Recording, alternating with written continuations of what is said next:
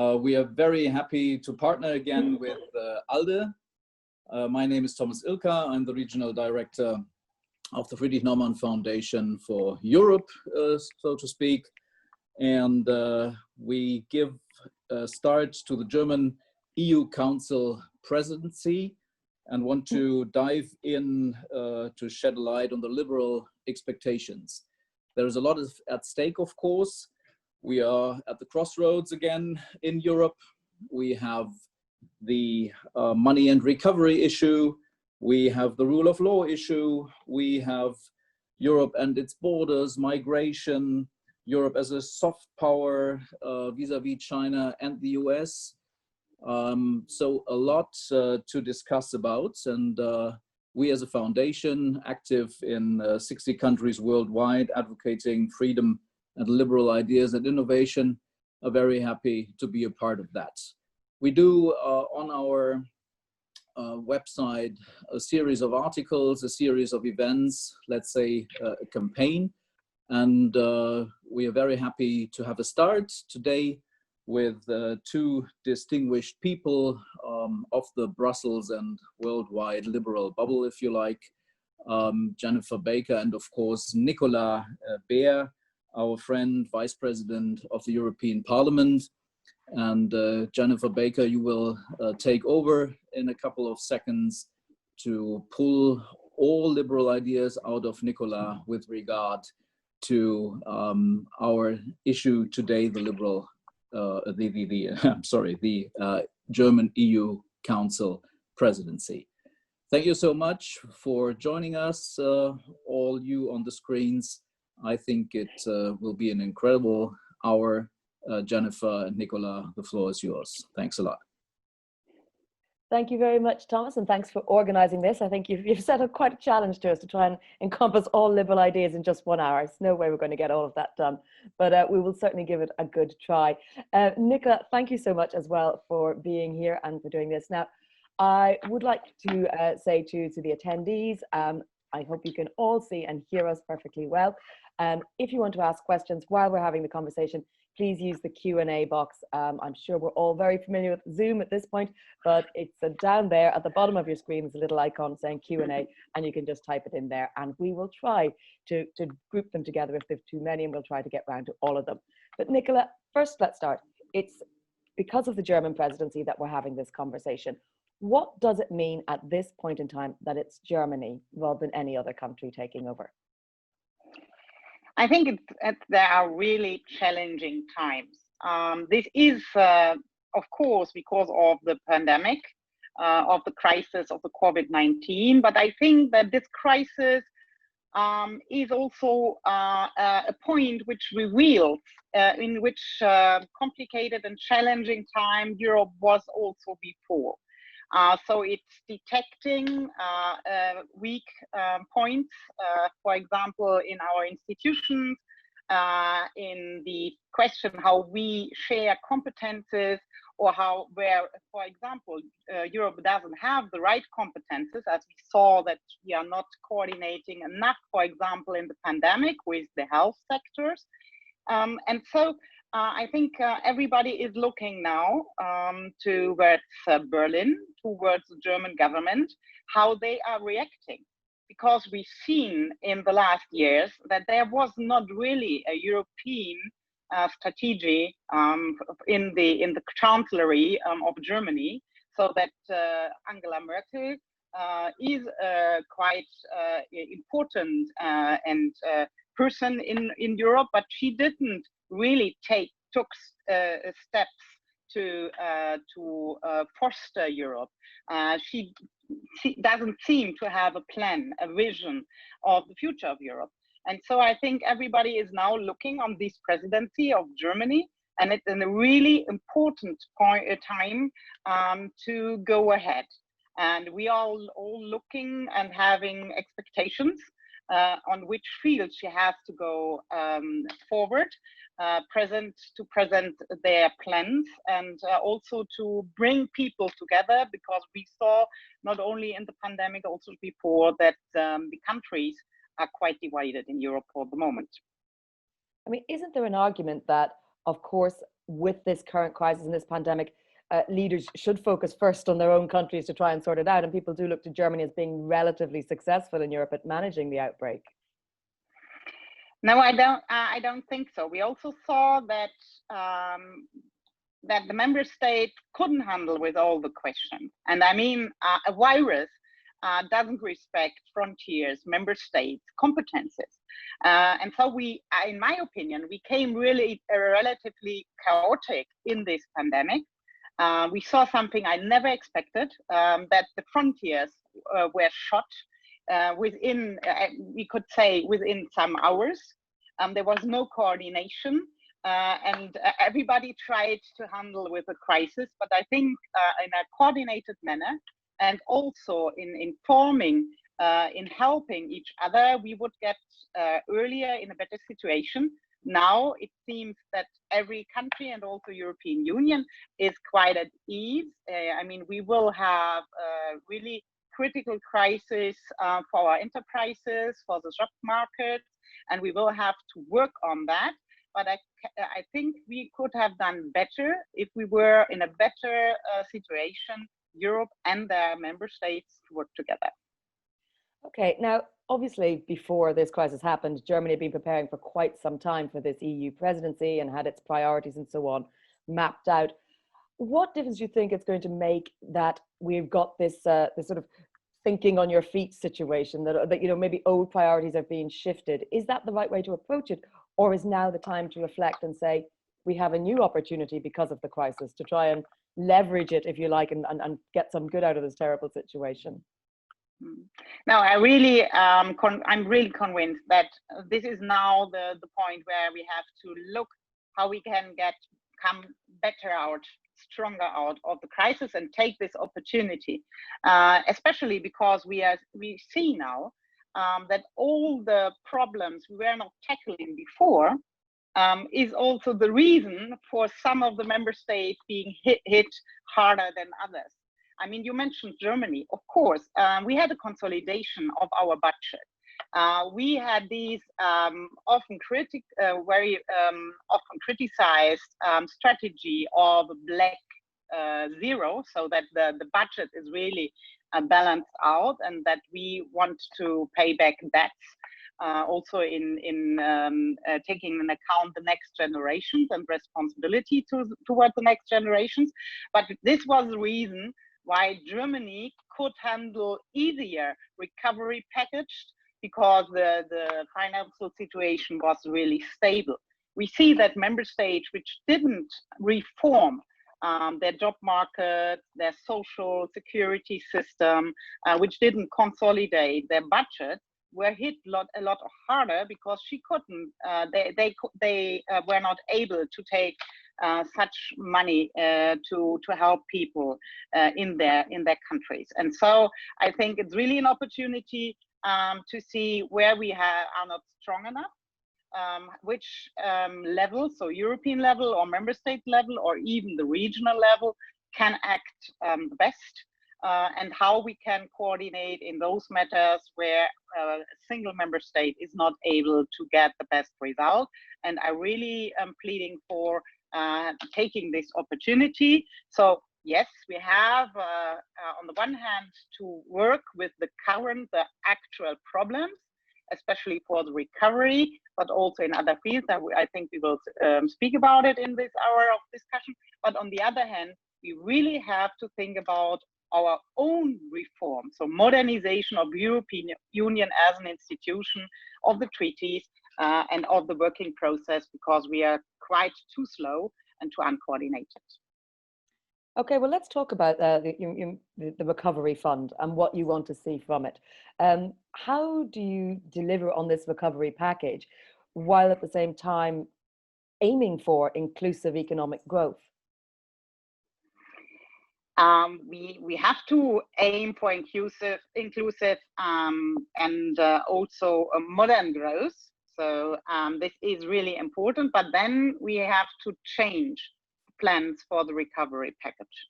I really thinking that we have to change a lot, because this package can also have the situation that next generation EU only means that the next generation in European Union is paying back the debt if we are not investing on the right points. And this, in my opinion, is important, that we really fostering with this package now innovation, growth, in respect also of the Green Deal and digitalization, but this has to be a growth for the future. So we have to invest in future projects. All where we are giving the money has to be future-proof. And I think it would be better to have much more money spent directly in projects within the member states than giving all the money to the member states, to their national budgets, and then having decided in the member states, because I saw that in the past, this was the reason why structural reforms, for example, were not taken. And I see now that the European level can control then that the money is really spent for future generations. And so I'm really pleading for having more modernization, more reforms, more future fostered with this money. Okay, thank you. Now, I just want to address the attendees again. I see a lot of you are trying to put questions in the chat function, which is not where I can even see them. I can just see them out of the corner of my eye. So we do want to get Nicola to address these questions. Please use the Q&A function. There's a little icon at the bottom of the video screen. It's down to your right as you look at the screen. If you click on that, it will open up a window where you can type in all your questions. And I know Nicola would like to answer as many as possible. So I will take one now. We have a question in from Eike Weber, who has asked if you could address the question of economic recovery with respect to the needs of the climate issue and possible decarbonisation of industry, renewable energy, innovative industries that will help sort of drive this green idea as well. How do you think that should function? Shouldn't we use the post-crisis recovery to establish green hydrogen production, she says? Give us your thoughts on that. Yeah, this is one important point. Hydrogen has a lot of potential. We are not strong enough for the moment. And this is one of those new technologies. I mean, it's not so quite new, but it's quite new that we have a strategic on this, which we should support also with this money.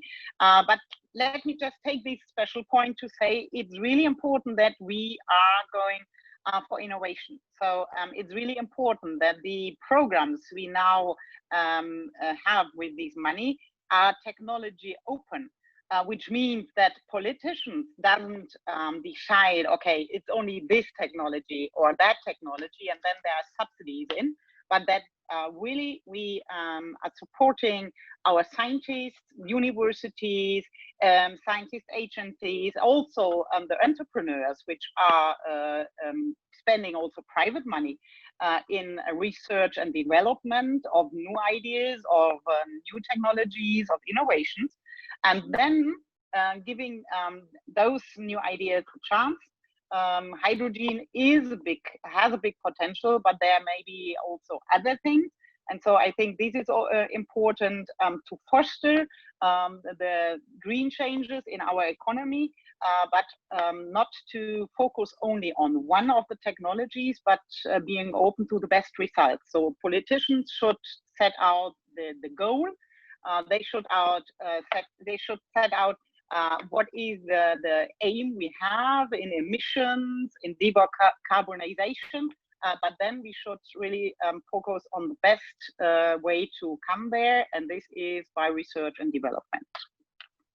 Okay, well, Steve Comer's asked a very practical question. He says he agrees that the recovery fund should directly finance projects, but can we get the member states to agree to this? I mean, we've got, I mean, as I say, we're at the point of the new German presidency. Will that help or hinder?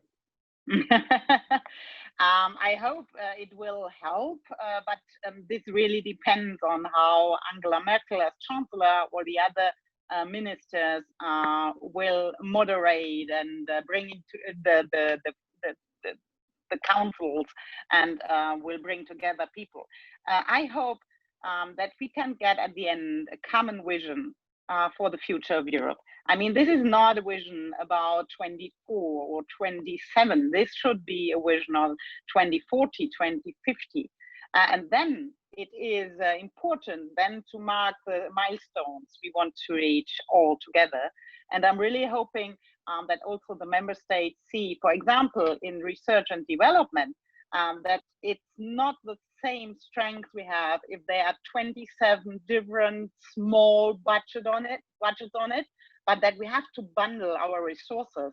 We have to bundle to be stronger. We have to bundle to be more attractive. For example, also for foreign scientists to come in and to say, yes, Europe, that's the place to be. There is really going forward, and there we want to be together with all these creative heads we saw. And so this is really important to come together on these parts, because if we see how our competitors are acting in China, in the US, you see the enormous volume of money, which is really bundled and used targeting for example, in research. And I think it's better to go in common on this point than to have this shared trays all over the continent. Well, speaking of the budget, Sebastian Martin asks whether you expect the multi-annual financial framework to be agreed quickly. Do you want to maybe, I know it's a hypothetical, how fast do you think that agreement is going to come? And do you think there'll be any changes made to the proposals from the Commission? I mean, this is really difficult, because we see how different is the view of the member states. I mean, you have those frugal four states on the one hand, and you have the more southern European countries on the other hand, and also a special view on it from the eastern countries. But I hope that if we manage to put out really a common aim, a common goal on that, and if we can show how really to foster growth, which is inclusive growth in every member state, and that reforms are not against the member states, but that this is a solid base of growth, which creates jobs, which creates wealth, especially in all the member states, that this is possible also to have changes. But then I think we really have to fulfill also the promises which are given now with this recovery package. I make an example. There is a key how the money should go to the member states. And Ursula von der Leyen, as president of the Commission, is always saying, yes, this is for the countries especially which were hit harder than other countries. But if you see the key, this is not true. The numbers which are used are before the Corona time. So, for example, the decrease in economics growth, the problems in the health system, the rate of infections of COVID-19 are not taken into account. And I think we have to change this. If not, this will only be a new package, but a bigger package, which distributes money all over Europe, but it will not be really helping those who have to recover more than other states. Okay, now I'm going to try and get on to healthcare questions. I'm seeing a lot come in on that, also about the global dimensions of Europe's role in the world. But first, Charles has asked, do you think the EU needs to move to a more US-style federal structure with a more balanced sharing of power between member states and the European government? That's a fairly wide question. Yes, and this should be one of the questions we want to discuss in the Conference of the Future of Europe. An important point which should not be taken apart or postponed by this German presidency. You remember maybe that this was one of the results of the negotiation on the top jobs, that we want to install this. Normally should have been started on the 9th of May. So the big European day, we wanted to start with discussion, also taking into account civil organizations, citizens all over Europe. And now it's postponed because of the pandemic. I think that is responsibility of German presidency to start these, at least in autumn, because we really see now in the pandemic, where we have our weak points in Europe's structure. And one of these points is that in the competences, we have not a good balance on it. We saw it, for example, in the health questions, that we have to have more coordination on the European level. This does not mean that we will run hospitals or that we will have the education for for doctors or nurses, but it's clear that we have to coordinate to be stronger in prevention and also to be better prepared for a next pandemic or next crisis. Because I mean, this is one of the lessons learned. It's not the first crisis. It will not be the last one. And so we should be prepared better, also in the civil protection branch. And so I'm really hoping on this conference of Future of Europe, because we have to discuss this. We have to have the courage, also not only to discuss within the treaties, but also to discuss the treaties themselves. And this will take time. This will take also to convince people that this is the right way for Europe.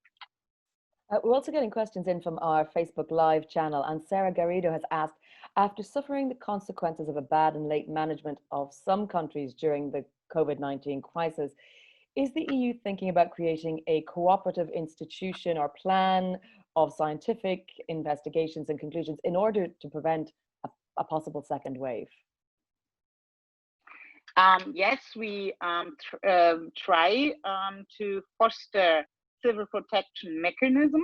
I mean, for these rescue EU fund, there is now more money foreseen, but I think we have also to foster the competences so that, for example, we have common standards that we we are collecting together all the data about those situations so that we are informed all together and can also have then better actions because the information level is higher and is stronger with these data. As well, we tried to foster European Medicine Agency so that, for example, new medicines, new vaccines can come out quicker. And I think there we can already see that we become better. If you see that now the vaccines are on the level of being maybe in February, March of next year already on the market, and if you see how quick now all the testing is done, you see that we really were quicker now than we were in the past years. Normally such a vaccine takes years and years of development. And now we could foster this development and we could get quicker. And I think this is a really important result out of the current situation, which we should then also use for changing the structure because it's not only needed for COVID-19. I think this development should be used also then for further development of medicine, vaccines, and other pharmaceuticals, which helps people. I mean, and do you have thoughts on something, as one of our attendees has mentioned, the Common European Health Data Space, which is a focus in the program of the German Council Presidency. Is this sort of instrument that you're talking about? Yes, it's one of the examples, but we already also started. I mean, we have to underline these in the budget of the next in the MFF of the next 7 years. We have to take first steps also in the recovery fund, and so it's important really to see how we can support and optimize coordination on this European level. Well, a couple of other questions now that we're seeing is dealing with Europe's place in the world, or the EU's place in the world. Irina von Wies, who's a former MEP, asked, how will Germany use the presidency to ensure that European cooperation in environment, security, as well as public health, and I guess everything else, will continue to include the UK? Because, you know, a year ago, we would not have thought that Brexit would not still be dominating the headlines, but here we are.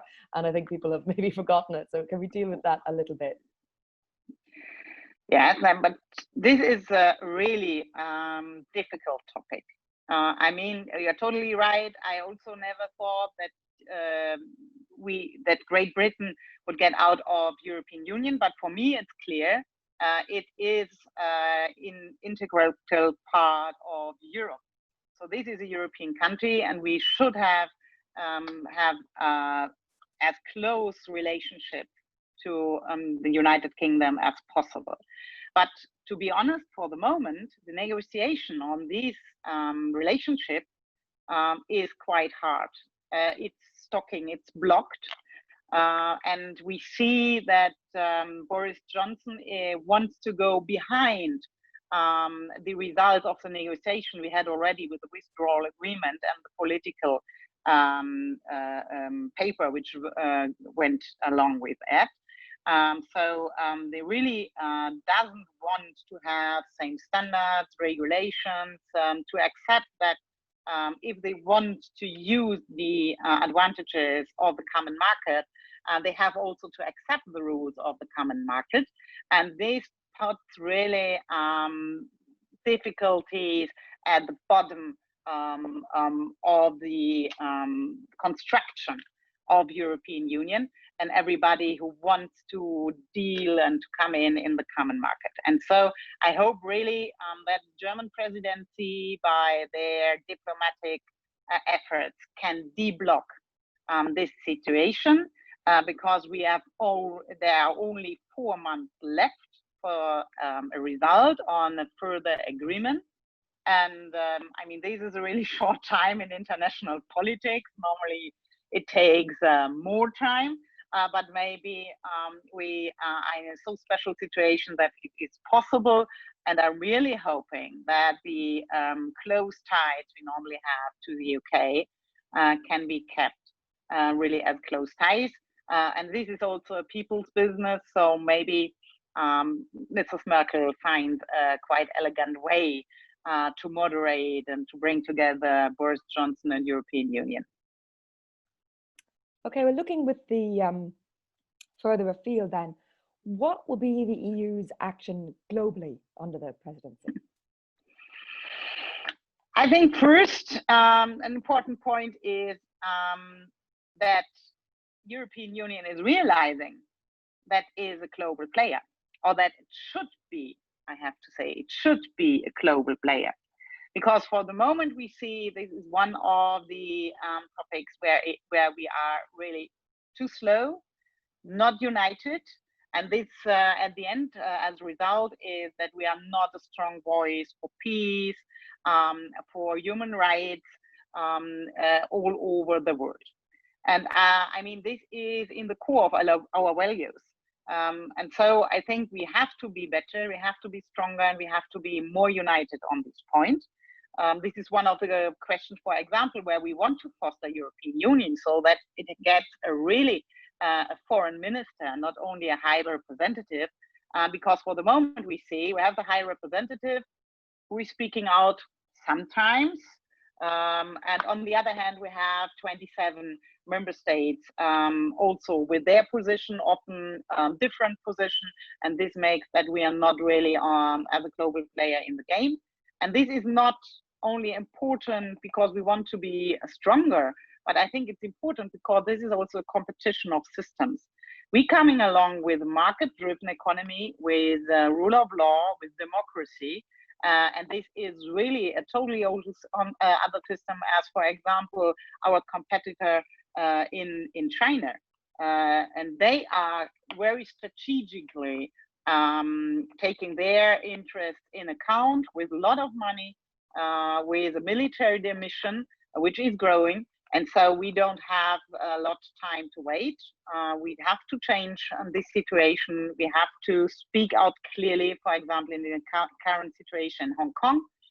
It's not possible to only state, oh yes, it's really hard. No, we have to react. We have to take consequences. For example, the council, which is now the EU-China Council, which is now only postponed by German presidency, has to be cancelled. We have to give white visas for those people from Hong Kong to be able to come here to live with us, to work with us, when they are threatened in Hong Kong by the Chinese government. So this reaction I want from European Union, and I really calling for the German presidency to work on this. Well, you've mentioned there obviously the sort of global context of China. Looking the other direction, we've seen the US very much pursuing this America first strategy into coping with the crisis. I mean, where lies the EU's soft power in dealing with countries like that? It shows that we cannot always rely on our Atlantic partner to make the job for us.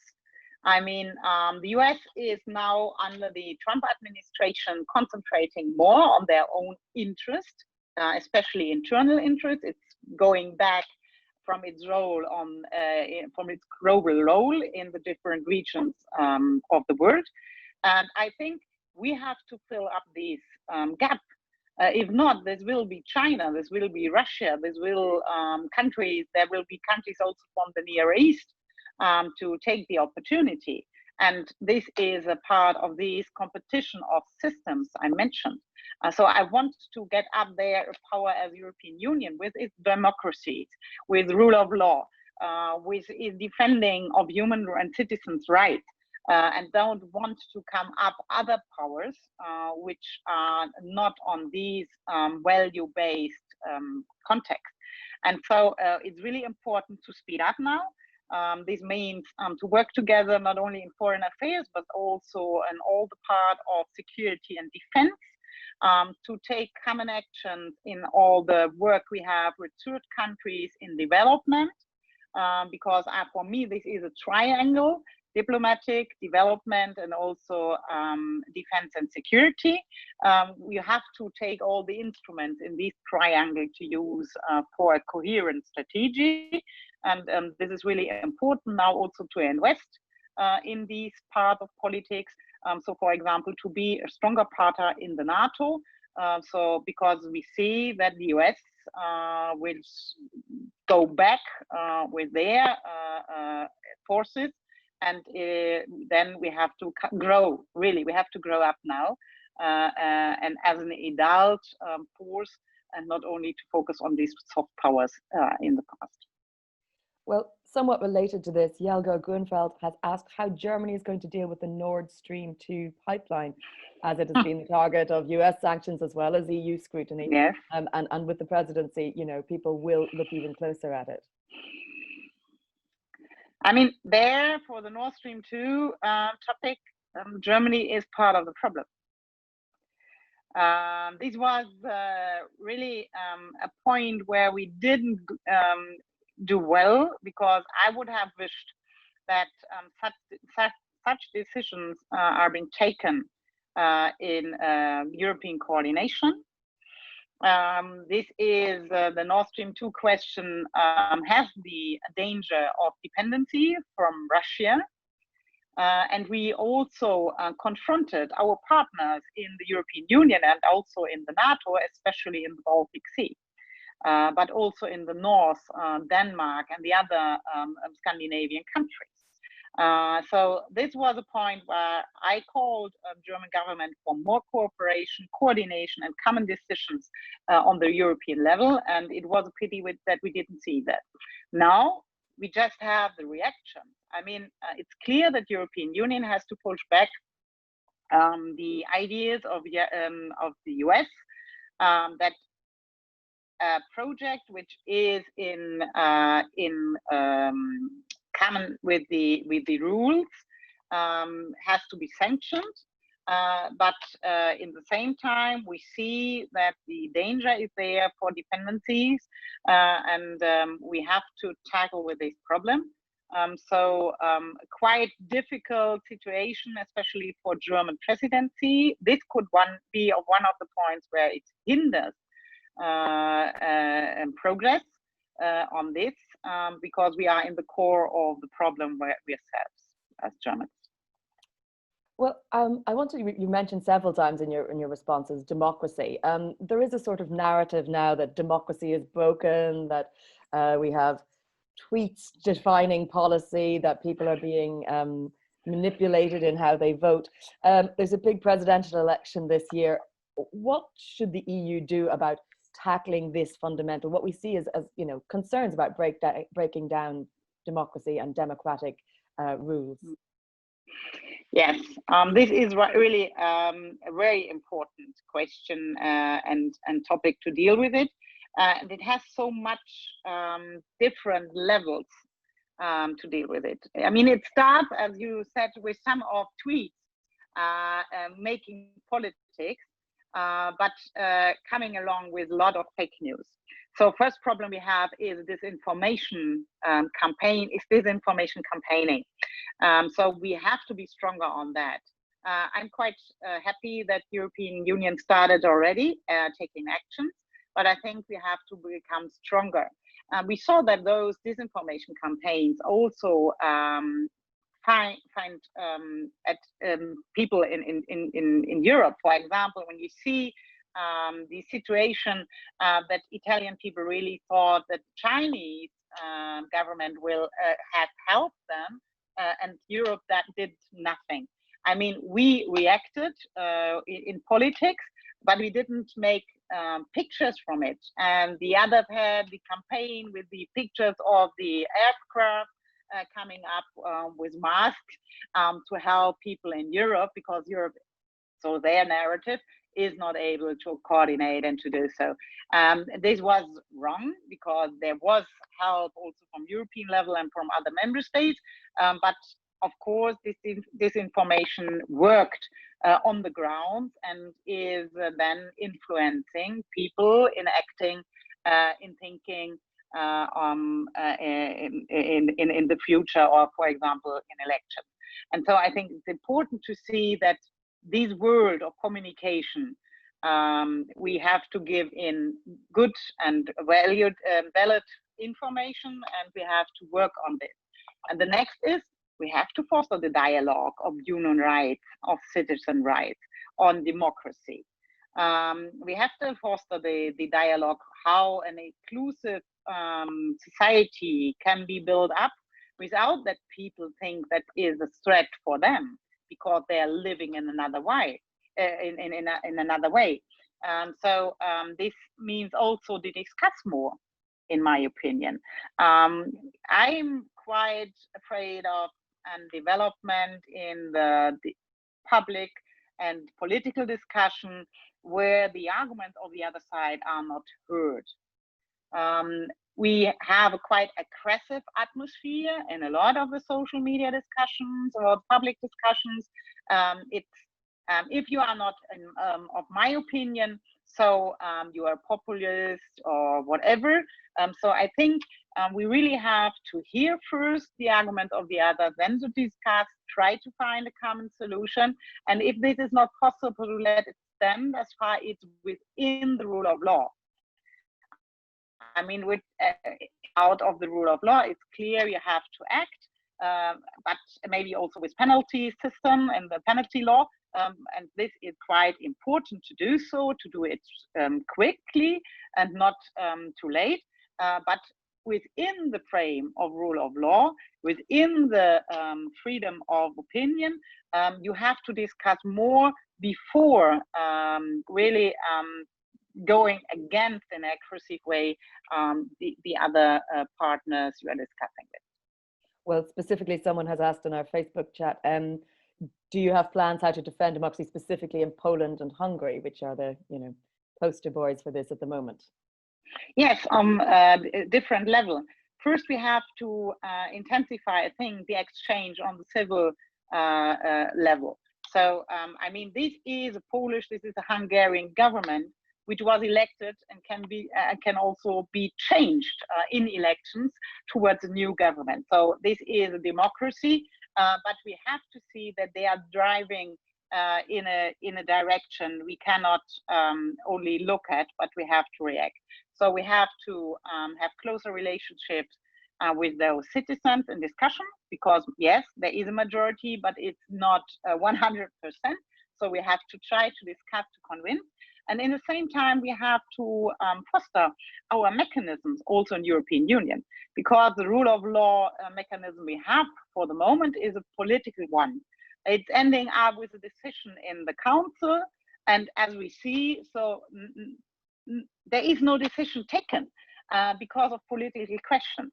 I think we should install a new mechanism which is totally independent. So I want to depoliticize these mechanisms, because this political game we see also being accused by a political decision and not by a court's decision, by an independent body within a rule of law procedure, is also part of not accepting such decisions.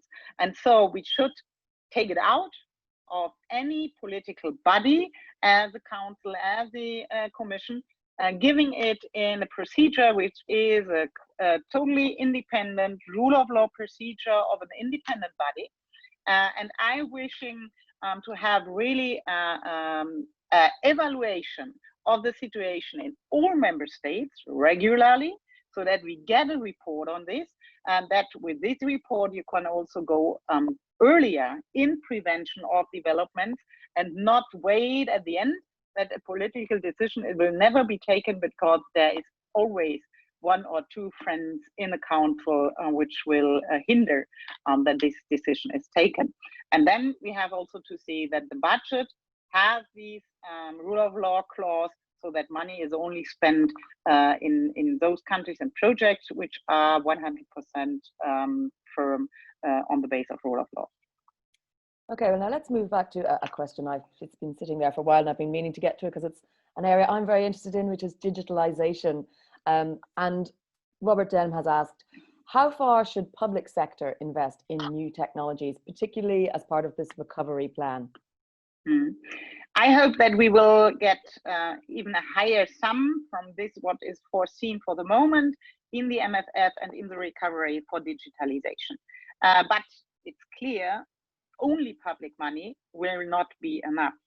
And this is an important point. If we want to attract private money for this, for digital infrastructure, but also for development and others, then we have to show that we really want to get forward, so that we have ambitions on innovation in the digitalization. So public sector can do a lot of this. For example, digitalization of the government and administration sector.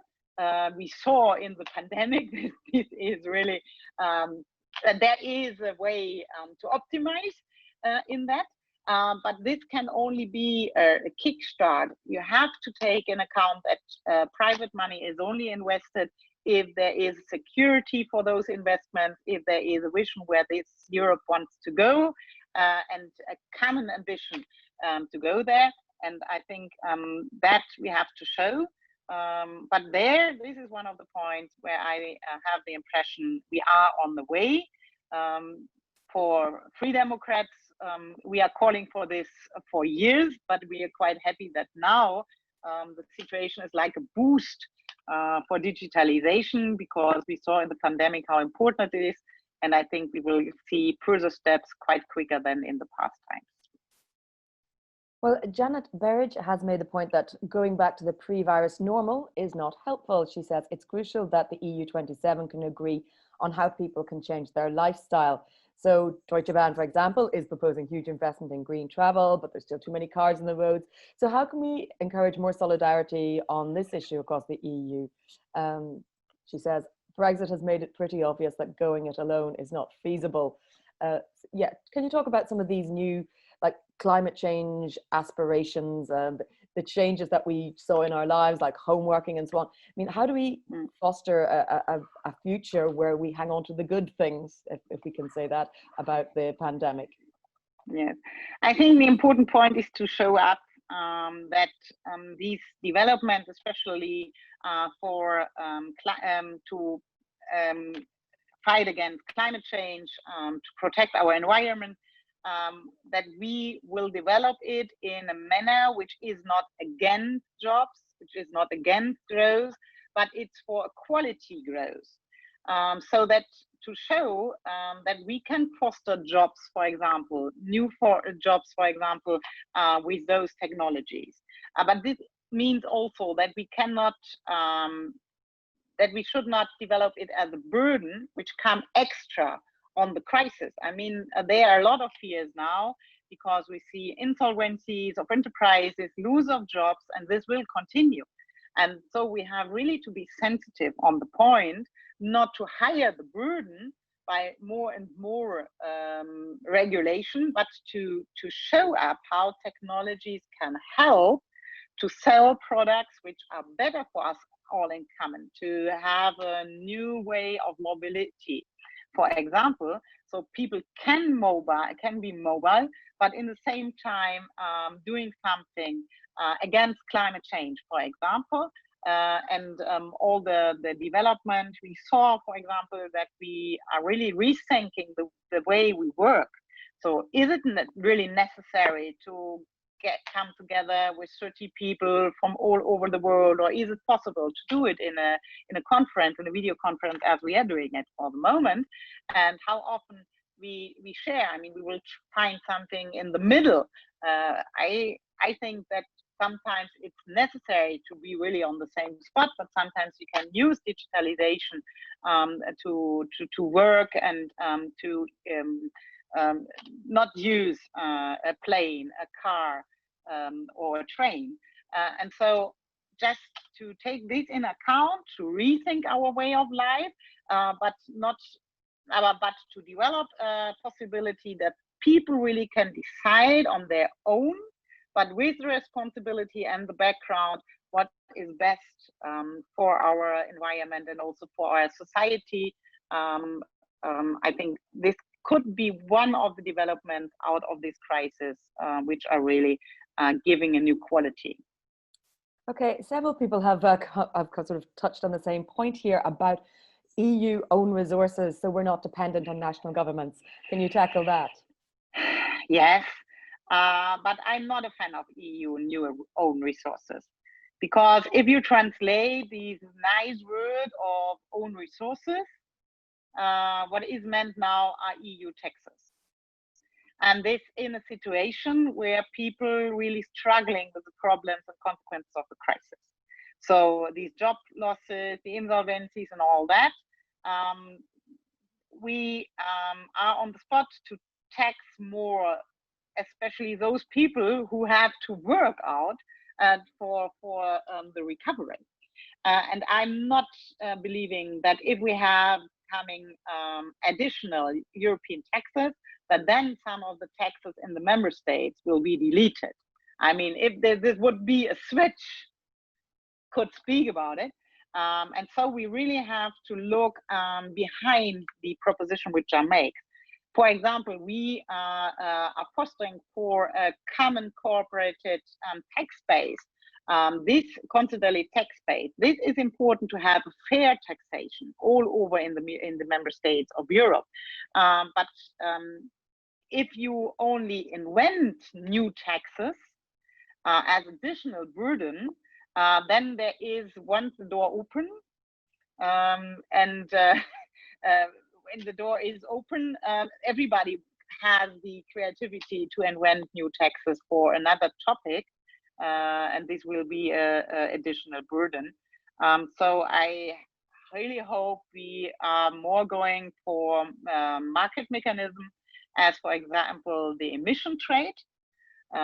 This a wider emission trade, this could be a source for own resources, which is also helping environmental questions, for example, but which is market driven. So it fosters the responsible decision of citizens in the countries, but not inventing new taxes on other spots.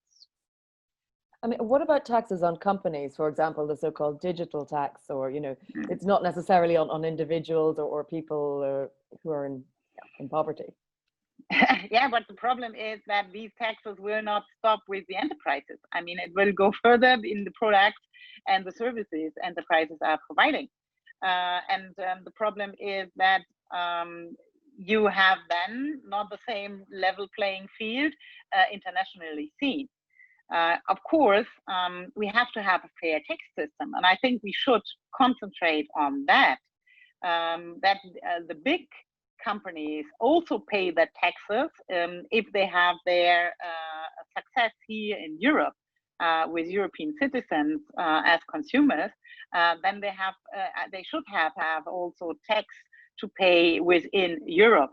So I wouldn't focus on a special sector, but I would just focus this question, and this is one of the questions why we are looking on these consolidated corporate tax base, because then it's clear that you have to pay taxes in a special system, but we should be very sensitive going forward, especially with the digital tax, also because this is a trade question.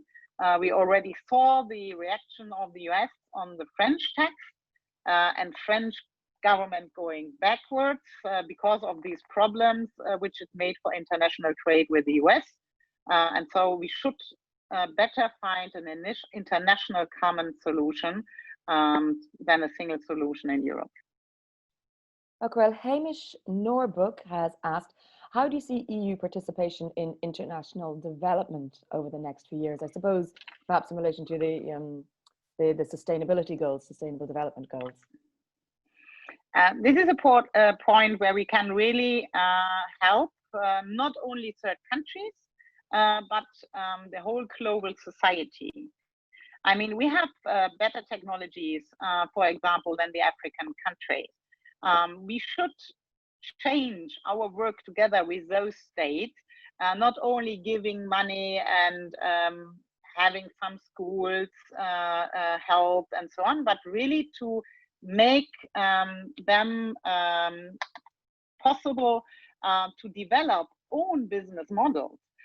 For example, in the energy question, African continent could be with European technology and European money, one of the providers. So this can be a business model for them, creating own growth, quality growth, creating own jobs, and not depending on international or European money to feed their people.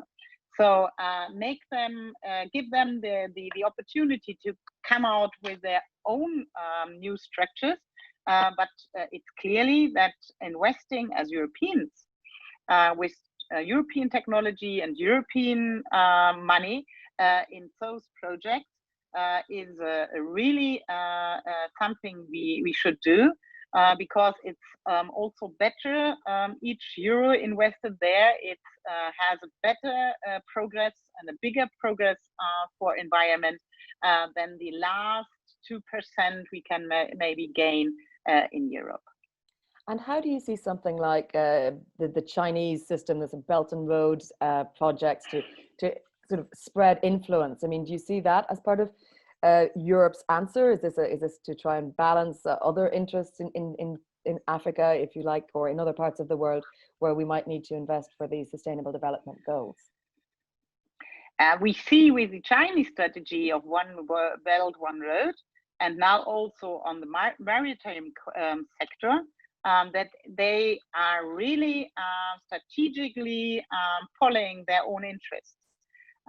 So all those investments we see on the forehand for Chinese interests and not really for the African people. And so we have to come up with our own Africa plan, or also in other regions of the world, because there you see these competition of systems. So I'm really calling European Union to go in these work together, all in common. So not to have 27 small budget, because every member state has a cooperation plan for Africa, for example, but really to bundle also on this point resources, to go in partnerships. So for me, these are partnerships and not depending countries, to help them to become stronger and also an international player in economics and other points. But in the same time, using these new growths we will see then there for tackling environmental questions, social questions, so that we will build it up in a better way, but in a way which is in the hand of the African people. Empowering them and not only give a new dependency with European money instead of Chinese one. Okay, well, we're almost at the end of our time. So a final question to you then is, what would you like to, if you had one wish for the German presidency, what would you like to be able to say had been achieved by the 31st of December? Only one wish, because I have a lot of them. Maybe let me take it like this, that we will have a really modern common MFF, so budget for the next 7 years, but with a vision for the next 30 or 40 years. And this vision comes together with a good conference of the future of Europe, so that we can also change the structures and institutions to be stronger out of the crisis than we went in. Okay, thank you very much. I think we're going to wrap it up there because we've tackled an awful lot of questions, and I see there are still some more coming in, but I know you have other commitments and we can't keep you here all day trying to deal with everything that comes up.